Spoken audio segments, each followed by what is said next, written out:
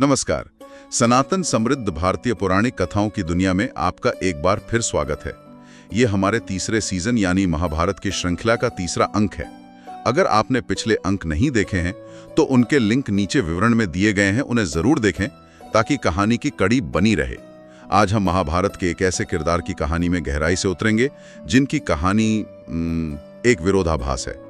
एक तरफ उन्हें त्याग और पितृभक्ति के लिए पितामह कहकर सम्मान दिया जाता है, तो दूसरी तरफ एक सवाल हमेशा उठता है, क्या उनकी एक भीषण प्रतिज्ञा ही उस महाविनाश का कारण बनी जिसे वो शायद रोकना चाहते थे? हम बात कर रहे हैं देवव्रत की, जो बाद में भीष्म कहलाए। हमारे पास वेदव्यास की महाभारत के अंश तो हैं, लेकिन हम सिर्फ कहानी नहीं सुनाएंगे। आज हम इस कहानी की परतों को खोलेंगे और समझने की कोशिश करेंगे कि एक बेटे द्वारा अपने पिता की खुशी के लिए किया गया त्याग कैसे पूरे एक वंश के लिए एक बोझ बन गया। तो चलिए इस जटिल कहानी के राजनीतिक, दार्शनिक और व्यक्तिगत पहलुओं को समझते हैं। तो कहानी की नींव समझने के लिए हमें देवव्रत के जन्म से भी पहले जाना होगा, है ना? इसकी शुरुआत हस्तिनापुर के महाराज शांतनु से होती है, लेकिन देवव्रत के जन्म का धागा 8 वसुओं को मिले एक श्राप से जुड़ा है। ये है कि 8 वसुओं ने महर्षि वशिष्ठ के आश्रम से उनकी गाय नंदिनी को चुराने की कोशिश की। इस पर क्रोधित होकर महर्षि ने उन्हें मनुष्य योनि में जन्म लेने का श्राप दे दिया। अच्छा। और उन वसुओं ने फिर देवी गंगा से प्रार्थना की कि वो उन्हें अपने कोख से जन्म दे और जन्म लेते ही मुक्ति भी दिला दे। हाँ, और गंगा इस शर्त पर मान गई। यहीं से कहानी शांतनु से जुड़ती है।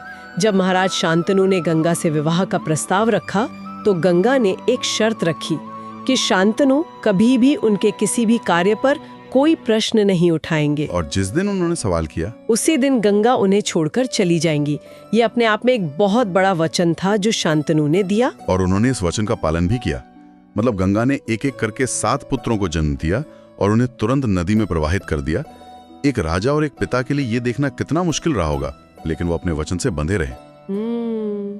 ये देखना बहुत दिलचस्प है कि कैसे वचन का पालन करना इस पूरे वंश के चरित्र का एक केंद्रीय हिस्सा है। शांतनु चुप रहे, लेकिन जब 8वें पुत्र का जन्म हुआ तो उनसे रहा नहीं गया। एक पिता का मोह उनके वचन पर भारी पड़ गया। बिल्कुल। और उन्होंने गंगा को रोककर पूछ ही लिया, तुम ऐसा क्यों कर रही हो? और शर्त टूट गई। हाँ, गंगा ने उस 8वें पुत्र को जीवित छोड़ दिया, लेकिन वो स्वयं चली गई। यही पुत्र थे देवव्रत, जिन्हें गंगा अपने साथ ले गई और हर तरह की विद्या में पारंगत किया। तो जब वो वापस लौटे तो वो एक आदर्श राजकुमार थे, तेजस्वी, ज्ञानी और वीर। हस्तिनापुर का भविष्य एक तरह से सुरक्षित लग रहा था। कई साल बीत गए और देवव्रत एक योग्य युवराज के रूप में स्थापित हो चुके थे। लेकिन फिर कहानी में एक मोड़ आता है, जब महाराज शांतनु की नजर यमुना के तट पर सत्यवती पर पड़ती है। स्रोत में एक बहुत दिलचस्प शब्द का इस्तेमाल हुआ है, कामोपहत चेतना। इसका मतलब क्या है? ये बहुत महत्वपूर्ण शब्द है। इसका सीधा सा मतलब है कि उनकी चेतना पर काम वेदना हावी हो गई थी। ये सिर्फ एक साधारण आकर्षण नहीं था, ये एक ऐसी तीव्र इच्छा थी जिसने एक राजा के विवेक को, उसकी निर्णय लेने की क्षमता को प्रभावित कर दिया था। यानी वो राजा के तौर पे नहीं बल्कि एक प्रेमी के तौर पे सोचने लगे थे। बिल्कुल। तो एक तरह से राज्य के लिए एक संकट की स्थिति थी। एक राजा अगर अपनी भावनाओं के अधीन हो जाए तो उसके फैसले कमजोर हो सकते हैं। सही बात है। और यही हुआ जब शांतनु सत्यवती के पिता निषाद राज दाशराज के पास विवाह का प्रस्ताव लेकर गए, तो निषाद राज ने इस स्थिति को एक राजनेता की तरह देखा, एक साधारण पिता की तरह नहीं। उन्होंने शांतनु की इस कमजोरी का फायदा उठाया। हाँ, कह सकते हैं। उन्होंने इसे अपनी बेटी और अपने समुदाय के भविष्य को सुरक्षित करने का एक अवसर समझा। और उन्होंने शर्त रखी कि सत्यवती का पुत्र ही हस्तिनापुर का राजा बनेगा। ये सुनकर शांतनु के लिए एक बड़ी दुविधा खड़ी हो गई। ये एक क्लासिक द्वंद्व है। एक तरफ उनका व्यक्तिगत प्रेम था और दूसरी तरफ उनका राजधर्म और पुत्र धर्म। देवव्रत हर तरह से योग्य थे, वो घोषित युवराज थे, उनका अधिकार छीनना एक बड़ा अन्याय होता। शांतनु इस दुविधा में फंस गए और निराश होकर लौट आए, लेकिन वो सत्यवती के ख्यालों से बाहर नहीं निकल पाए और दिन रात उदास रहने लगे। तो शांतनु एक नैतिक और राजनैतिक दुविधा में फंस गए। वे एक राजा के तौर पर अपने सबसे योग्य बेटे का हक नहीं छीन सकते थे, लेकिन एक प्रेमी के तौर पर सत्यवती के बिना रह भी नहीं पा रहे थे। बिल्कुल। और यही वो स्थिति है जहां देवव्रत कहानी में दोबारा प्रवेश करते हैं। एक आदर्श पुत्र की तरह वो अपने पिता की इस चुप्पी और उदासी का कारण जानना चाहते हैं। जब उन्हें मंत्रियों से पूरी बात पता चलती है तो वो स्थिति को अपने हाथ में लेने का फैसला करते हैं और सीधे निषाद राज के पास पहुंच जाते हैं। और यहीं से महाभारत की दिशा हमेशा के लिए बदल जाती है। देवव्रत निषाद राज के पास जाकर पहला वचन देते हैं कि सत्यवती का पुत्र ही राज्य का उत्तराधिकारी होगा और वे स्वयं सिंहासन पर अपना अधिकार त्यागते हैं। हाँ आज के नजरिए से देखें तो ये अपने आप में एक बहुत बड़ा त्याग है। ज्यादातर लोग यहीं रुक जाते। हाँ, लेकिन निषाद राज एक बहुत ही चतुर और दूरदर्शी व्यक्ति थे। उन्हें पता था कि वचन व्यक्तिगत होते हैं लेकिन राजनीति पीढ़ियों तक चलती है। उन्होंने भविष्य की एक बहुत ही वास्तविक समस्या को देखा, गृह युद्ध का खतरा। अच्छा, उन्होंने कहा, आप तो महान हैं और अपना वचन निभाएंगे, लेकिन भविष्य में आपके पुत्रों का क्या? मतलब वो तो अपने पिता के अधिकार के लिए लड़ सकते हैं। बिल्कुल, वो तो सत्यवती के पुत्रों से संघर्ष कर सकते हैं। ये एक बहुत ही व्यवहारिक चिंता थी। उन्होंने सिर्फ आज की नहीं बल्कि आने वाली कल की सोची। और यही वो पॉइंट है जो देवव्रत को उस भीषण प्रतिज्ञा की ओर धकेलता है। ये सिर्फ सिंहासन का त्याग नहीं था, ये अपने वंश, अपनी लेगेसी, अपने भविष्य का पूर्ण त्याग था। सही बात है। उस एक संदेह को जड़ से मिटाने के लिए देवव्रत ने वो प्रतिज्ञा ली जिसकी किसी ने कल्पना भी नहीं की थी। उन्होंने भरी सभा में घोषणा की, मैं आज से आजीवन ब्रह्मचर्य का पालन करूंगा। सोचिए, ये किस स्तर की प्रतिज्ञा थी। एक क्षत्रिय राजकुमार के लिए, जिसका एक मुख्य कर्तव्य वंश को आगे बढ़ाना होता है, उसके लिए अविवाहित रहने का प्रण लेना ये अकल्पनीय था। और इसी प्रतिज्ञा ने उन्हें देवव्रत से भीष्म बना दिया, जिसका अर्थ है भीषण या भयानक प्रतिज्ञा लेने वाला। कहा जाता है कि देवताओं ने उन पर पुष्प वर्षा की। लेकिन यहाँ एक सवाल उठता है, क्या ये प्रशंसा थी या इस प्रतिज्ञा के भयानक परिणामों को देखकर एक तरह की चेतावनी? ये एक गहरा दार्शनिक प्रश्न है। एक तरह से देखें तो ये एक ओवर करेक्शन था। एक समस्या को हल करने के लिए उन्होंने एक ऐसी कठोरता को अपनाया जिसने पूरे सिस्टम को ही भंगुर बना दिया। मतलब? करने के लिए अनुकूलन की हर संभावना को खत्म कर दिया। इस एक प्रतिज्ञा से उन्होंने अनजाने में ही अपनी नियति को हस्तिनापुर के सिंहासन से हमेशा के लिए बांध लिया। पर एक राजा के तौर पर नहीं, बल्कि एक रक्षक के तौर पर। और जब शांतनु को अपने बेटे के इस त्याग का पता चला तो वो भावुक भी हुए और शायद अपराध बोध से भी भर गए। उन्होंने भीष्म को इच्छा मृत्यु का वरदान दिया। ये वरदान सुनने में तो एक सुपर पावर जैसा लगता है, लेकिन क्या ये भी एक तरह का श्राप ही साबित हुआ? ये वरदान और श्राप दोनों था।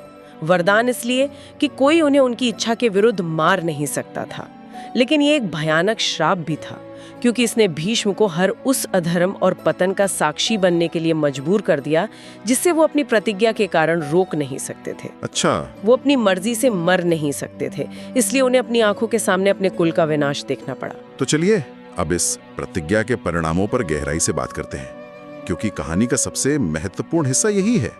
इस एक प्रतिज्ञा ने भविष्य को कैसे प्रभावित किया? इसका सबसे बड़ा प्रभाव ये हुआ कि भीष्म हस्तिनापुर के सिंहासन के रक्षक बन गए, व्यक्ति के नहीं।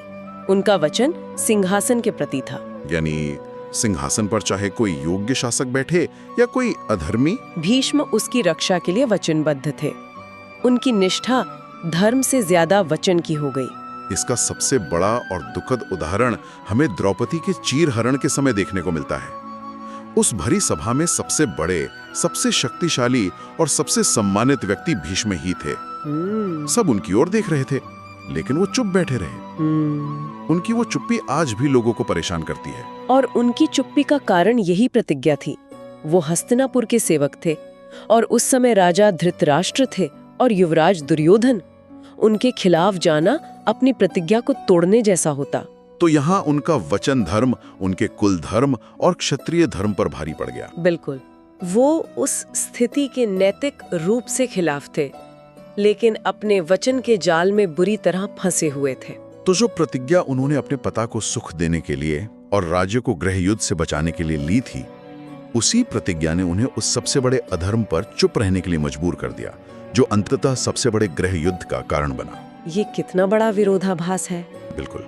और एक और पहलू है, अपनी प्रतिज्ञा के कारण उन्होंने खुद को राजा बनने की दौड़ से तो हटा लिया, लेकिन अपने कद और अपनी नैतिक शक्ति के कारण वो हमेशा एक सुपर किंग बने रहे। अच्छा, तो कोई भी राजा उनके साई में पूरी तरह से स्वतंत्र होकर शासन नहीं कर पाया। हाँ।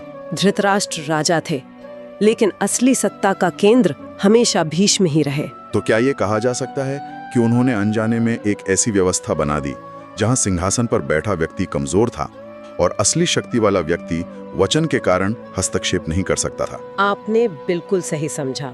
इससे तो भ्रष्टाचार और अधर्म को बढ़ने का ही मौका मिला।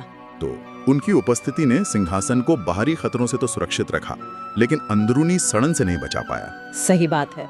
दुर्योधन जैसे लोग जानते थे कि पितामह अंत में सिंहासन का ही साथ देंगे, चाहे वो कुछ भी करें। उनकी प्रतिज्ञा दुर्योधन के लिए एक तरह का सुरक्षा कवच बन गई थी।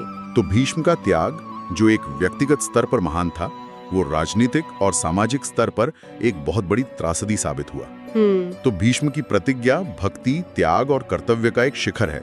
लेकिन ये हमें इस बात पर भी सोचने के लिए मजबूर करती है कि क्या किसी भी वचन या सिद्धांत को परिस्थितियों से ऊपर रखा जा सकता है?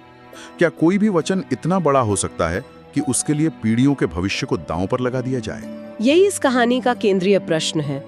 श्रोताओं के लिए सोचने वाली बात यह है कि क्या भीष्म का त्याग एक निस्वार्थ पितृभक्ति थी या एक ऐसी ट्रेजेडीपूर्ण भूल जिसने पीढ़ियों को विनाश की ओर धकेल दिया? एक व्यक्तिगत त्याग कब एक सार्वजनिक बोझ बन जाता है? और क्या धर्म का पालन करने के लिए कभी-कभी वचन को तोड़ना भी जरूरी हो जाता है? इन सवालों पर विचार जरूर कीजिएगा। भीष्म का चरित्र हमें सिखाता है कि महान इरादों के भी अप्रत्याशित और विनाशकारी परिणाम हो सकते हैं। अगर आपको हमारी ये चर्चा और विश्लेषण पसंद आया तो इस प्रस्तुति को लाइक करें, अपने मित्रों और परिवार के साथ शेयर करें और कमेंट्स में हमें अपने विचार जरूर बताएं कि आप भीष्म की प्रतिज्ञा के बारे में क्या सोचते हैं। हमारी महाभारत श्रृंखला के अगले अंक की सूचना पाने के लिए चैनल को सब्सक्राइब करना ना भूलें। हम जल्द ही एक और गहरे विश्लेषण के साथ वापस आएंगे। तब तक के लिए नमस्कार। समापन संगीत।